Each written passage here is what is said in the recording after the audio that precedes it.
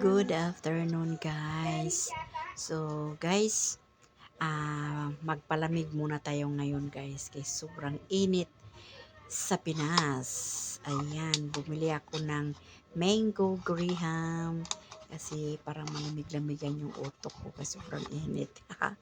Hi! So, nagbantay ako sa tindahan, guys. So, habang nagbabantay ako, guys, magpalamig-lamig muna tayo.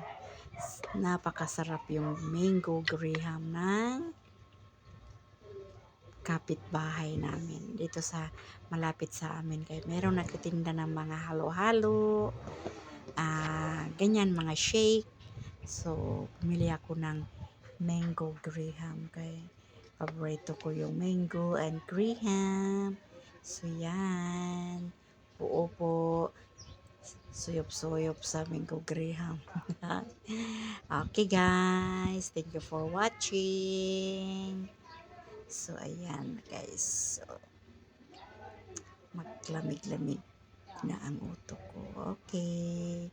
Thank you for watching, guys. So, bye-bye.